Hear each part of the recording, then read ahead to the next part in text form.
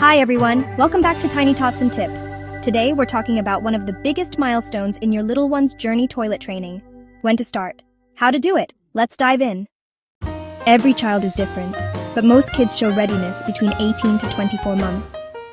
Look for signs like staying dry for longer periods, showing interest in the toilet, pulling at wet diapers, and telling you when they need to go. Child-oriented approach, slow and gentle, letting the child lead. Scheduled training, sitting them on the potty at set times.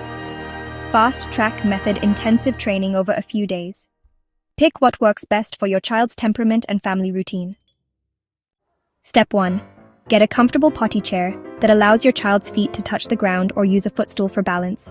Step 2. Ensure their knees are slightly higher than their hips.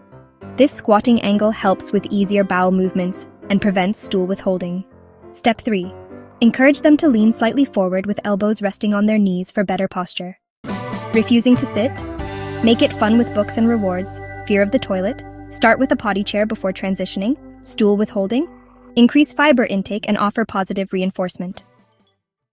Toilet training takes patience, but don't worry, your little one will get there. Have any questions? Drop them in the comments. Don't forget to like, share, and subscribe for more parenting tips. See you in the next video.